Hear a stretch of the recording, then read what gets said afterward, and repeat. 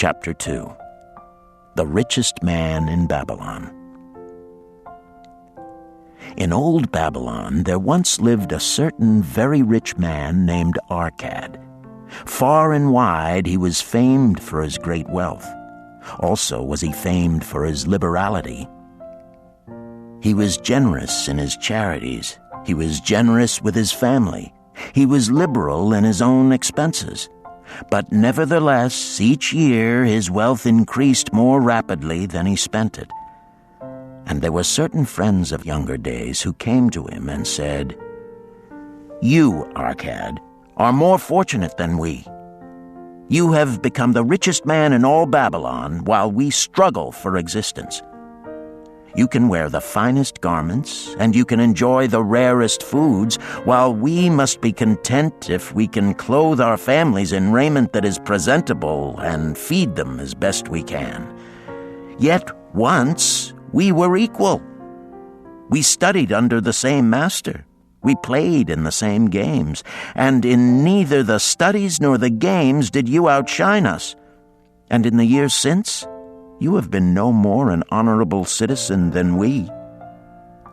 Nor have you worked harder or more faithfully insofar as we can judge.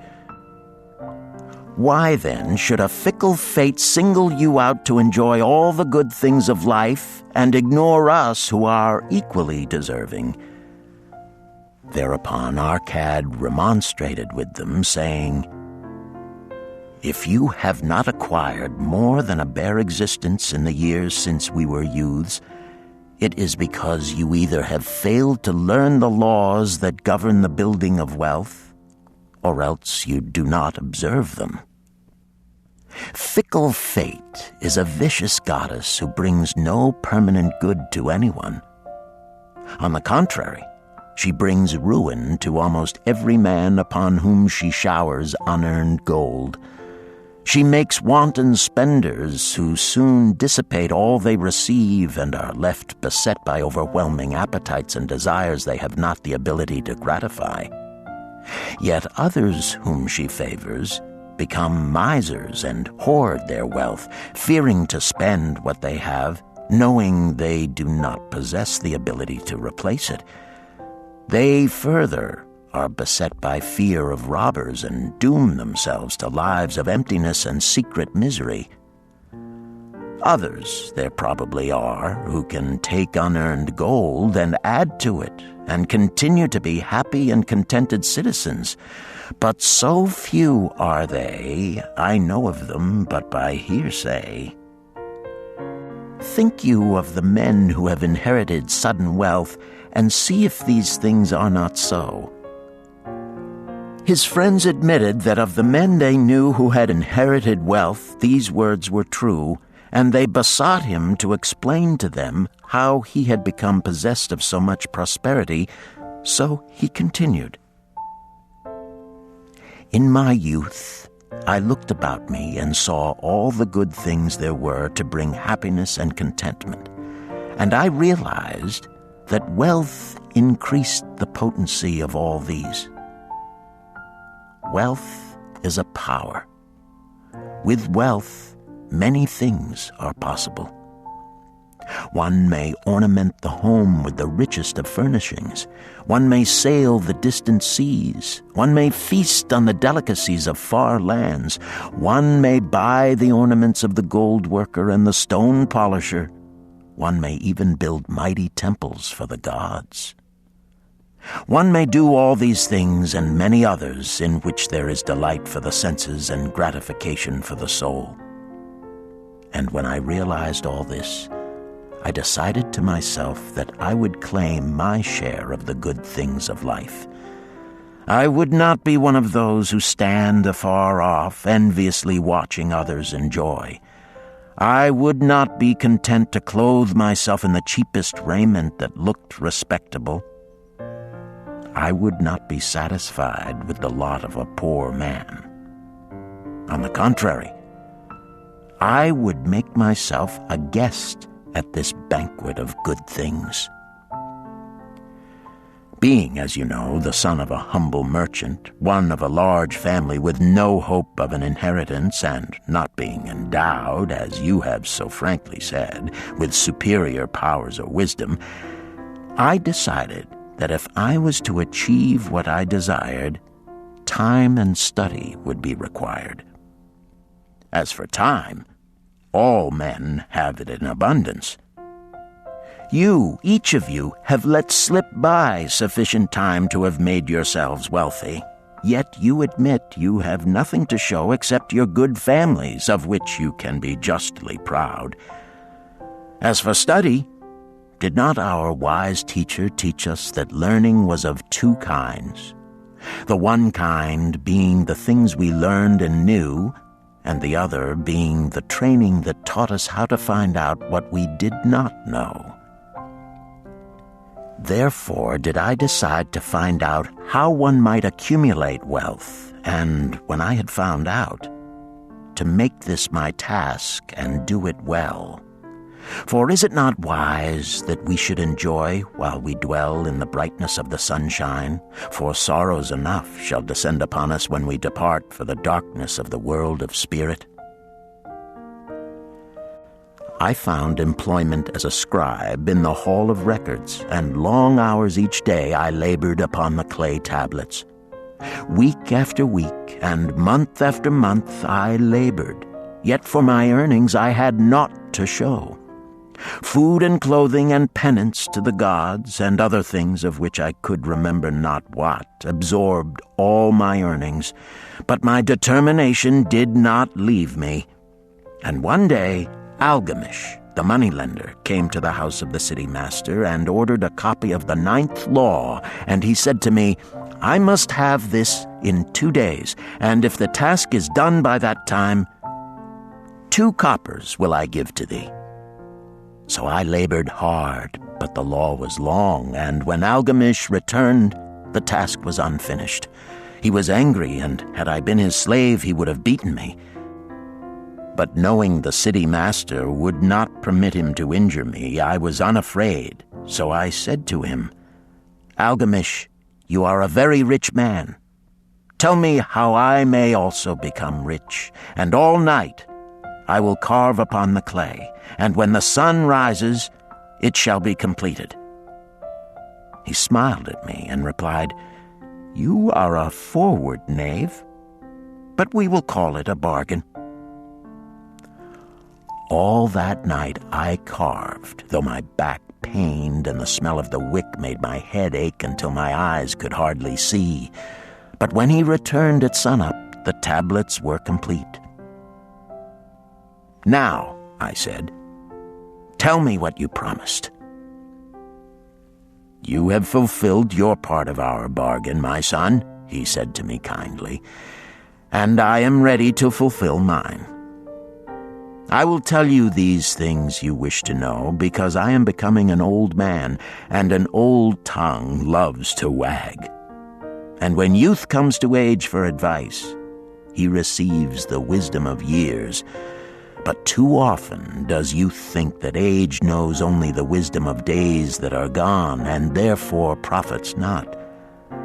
But remember this, the sun that shines today is the sun that shone when thy father was born, and will still be shining when thy last grandchild shall pass into the darkness. The thoughts of youth, he continued, are bright lights that shine forth like the meteors that oft make brilliant the sky. But the wisdom of age is like the fixed stars that shine so unchanged that the sailor may depend upon them to steer his course. Mark you well my words, for if you do not, you will fail to grasp the truth that I will tell you, and you will think that your night's work has been in vain. Then he looked at me shrewdly from under his shaggy brows and said in a low, forceful tone, I've found the road to wealth when I decided that a part of all I earned was mine to keep. And so will you. Then he continued to look at me with a glance that I could feel pierce me. but said no more. "Is that all?" I asked. "That was sufficient to change the heart of a sheep herder into the heart of a moneylender," he replied. "But all I earn is mine to keep, is it not?" I demanded. "Far from it," he replied. "Do you not pay the garment maker? Do you not pay the sandal maker? Do you not pay for the things you eat? Can you live in Babylon without spending? What have you to show for your earnings of the past month? What for the past year? Fool! You pay to everyone but yourself. Dullard! You labor for others. As well be a slave and work for what your master gives you to eat and wear. If you did keep for yourself 1/10 of all you earn, how much would you have in 10 years? My knowledge of the numbers did not forsake me, and I answered, "As much as I earn in 1 year." "You speak but half the truth," he retorted. "Every gold piece you save is a slave to work for you. Every copper it earns is its child that also can earn for you. If you would become wealthy, then what you save must earn, and its children must earn, that all may help to give to you the abundance you crave. You think I cheat you for your long night's work," he continued. "But I am paying you 1,000 times over if you have the intelligence to grasp the truth I offer you. A part of all you earn is yours to keep. It should not be less than 1/10, no matter how little you earn. It can be as much more as you can afford. Pay yourself first. Do not buy from the clothes maker and the sandal maker more than you can pay out of the rest and still have enough for food and charity and penance to the gods. Wealth, like a tree, grows from a tiny seed. The first copper you save is the seed from which your tree of wealth shall grow. The sooner you plant that seed, the sooner shall the tree grow. And the more faithfully you nourish and water that tree with consistent savings, the sooner may you bask in contentment beneath its shade." So saying, he took his tablets and went away. I thought much about what he had said to me, and it seemed reasonable, so I decided that I would try it. Each time I was paid, I took 1 from each 10 pieces of copper and hid it away. And strange as it may seem, I was no shorter of funds than before. I noticed little difference as I managed to get along without it. But often I was tempted, as my hoard began to grow, to spend it for some of the good things the merchants displayed, brought by camels and ships from the land of the Phoenicians. But I wisely refrained. A 12th month after Algamish had gone, he again returned and said to me, "Son, have you paid to yourself not less than 1/10 of all you have earned for the past year?" I answered proudly, "Yes, master, I have." "That is good," he answered, beaming upon me. "And what have you done with it?" "I have given it to Asmer, the brickmaker, who told me he was traveling over the far seas, and in Tyre he would buy from me the rare jewels of the Phoenicians. When he returns, we shall sell these at high prices and divide the earnings." "Every fool must learn," he growled. "But why trust the knowledge of a brickmaker about jewels? Would you go to the breadmaker to inquire about the stars? No, by my tunic, you would go to the astrologer if you had power to think.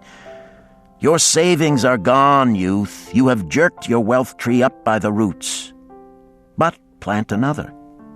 Try again. And next time, if you would have advice about jewels, go to the jewel merchant. If you would know the truth about sheep, go to the herdsman. Advice is one thing that is freely given away, but watch that you take only what is worth having. He who takes advice about his savings from one who is inexperienced in such matters shall pay with his savings for proving the falsity of their opinions." Saying this, he went away. And it was as he said, for the Phoenicians are scoundrels and sold to Asmur worthless bits of glass that looked like gems. But as Algamish had bid me, I again saved each 10th copper, for I now had formed the habit, and it was no longer difficult. Again, 12 months later, Algamish came to the room of the scribes and addressed me. "What progress have you made since last I saw you?" "I have paid myself faithfully," I replied, "and my savings I have entrusted to Agar, the shield maker, to buy bronze, and each 4th month he does pay me the rental." "That is good. And what do you do with the rental?" "I do have a great feast with honey and fine wine and spiced cake.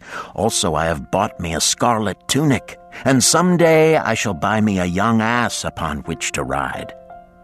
To which Algamish laughed, "You do eat the children of your savings. Then how do you expect them to work for you?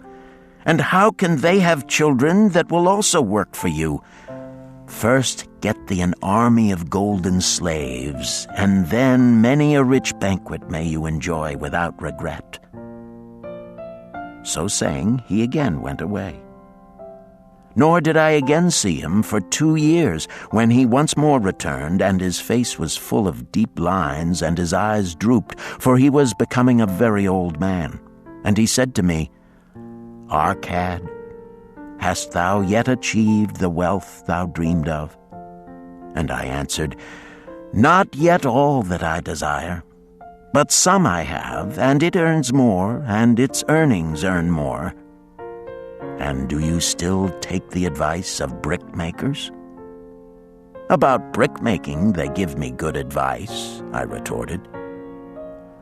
"Arcad," he continued, "you have learned your lessons well. You first learned to live upon less than you could earn. Next, you learned to seek advice from those who were competent through their own experiences to give it. And lastly, you have learned to make gold work for you.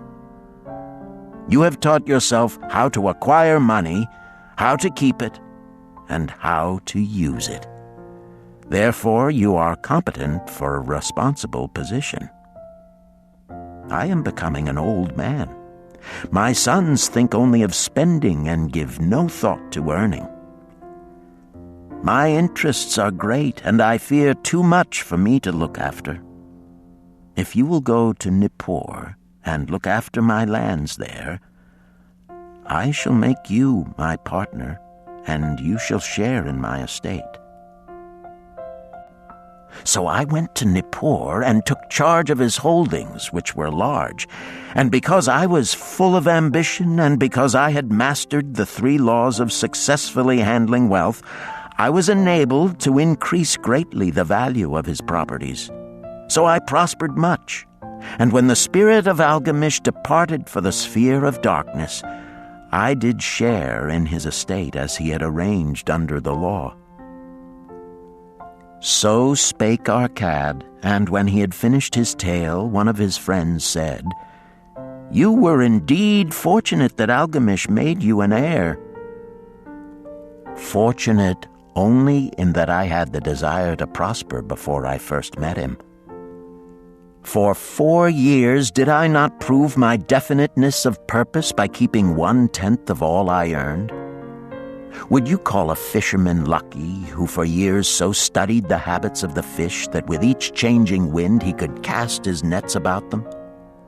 Opportunity is a haughty goddess who wastes no time with those who are unprepared.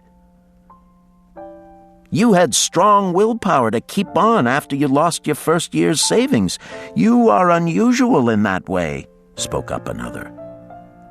"Willpower," retorted Arcad. "What nonsense!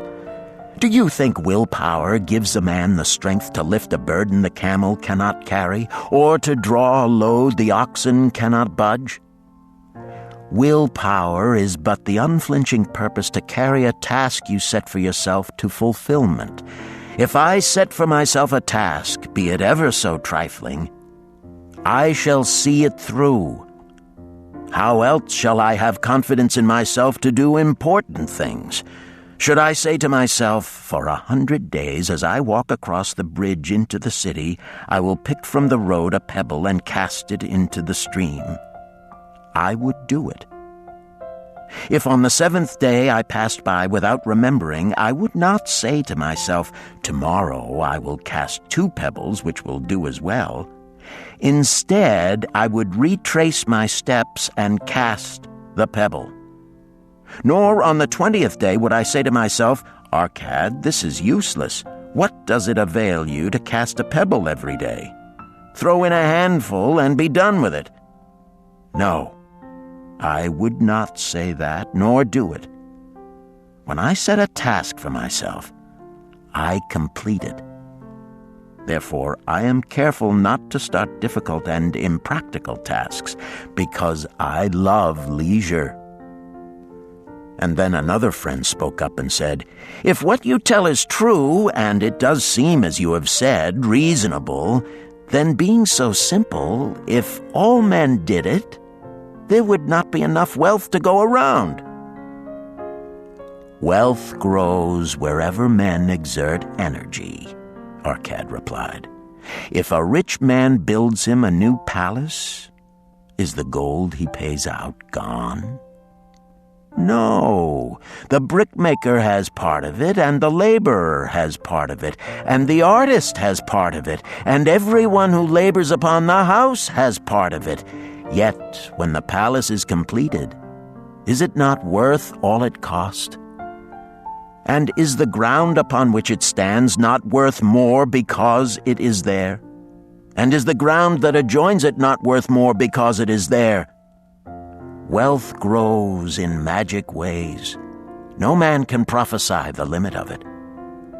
Have not the Phoenicians built great cities on barren coasts with the wealth that comes from their ships of commerce on the seas? What then do you advise us to do that we also may become rich? Asked still another of his friends. The years have passed, and we are no longer young men, and we have nothing put by. I advise that you take the wisdom of Algamish and say to yourselves, a part of all I earn is mine to keep. Say it in the morning when you first arise, say it at noon, say it at night. Say it each hour of every day. Say it to yourself until the words stand out like letters of fire across the sky. Impress yourself with the idea. Fill yourself with the thought. Then take whatever portion seems wise. Let it be not less than 1/10, and lay it by. Arrange your other expenditures to do this if necessary, but lay by that portion first. Soon you will realize what a rich feeling it is to own a treasure upon which you alone have claim. As it grows, it will stimulate you. A new joy of life will thrill you. Greater efforts will come to you to earn more. For of your increased earnings, will not the same percentage be also yours to keep? Then learn to make your treasure work for you. Make it your slave. Make its children and its children's children work for you. Ensure an income for thy future. Look thou at the aged, and forget not that in the days to come thou also will be numbered among them. Therefore invest thy treasure with greatest caution that it be not lost. Usurious rates of return are deceitful sirens that sing but to lure the unwary upon the rocks of loss and remorse.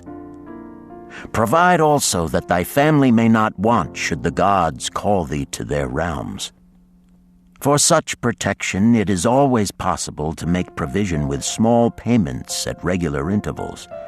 Therefore the provident man delays not in expectation of a large sum becoming available for such a wise purpose. Counsel with wise men.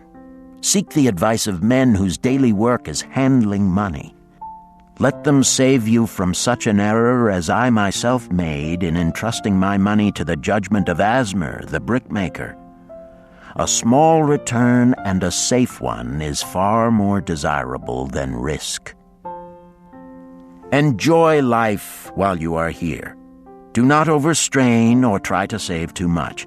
If 1/10 of all you earn is as much as you can comfortably keep, be content to keep this portion. Live otherwise according to your income, and let not yourself get niggardly and afraid to spend. Life is good and life is rich with things worthwhile and things to enjoy. His friends thanked him and went away. Some were silent because they had no imagination and could not understand. Some were sarcastic because they thought that one so rich should divide with old friends not so fortunate. But some had in their eyes a new light. They realized that Algamish had come back each time to the room of the scribes because he was watching a man work his way out of darkness into light. When that man had found the light, a place awaited him. No one could fill that place until he had for himself worked out his own understanding, until he was ready for opportunity. These latter were the ones who, in the following years, frequently revisited Arcad, who received them gladly. He counseled with them and gave them freely of his wisdom, as men of broad experience are always glad to do.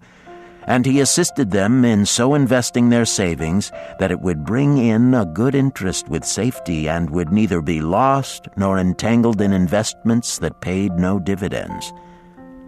The turning point in these men's lives came upon that day when they realized the truth that had come from Algamish to Arcad, and from Arcad to them.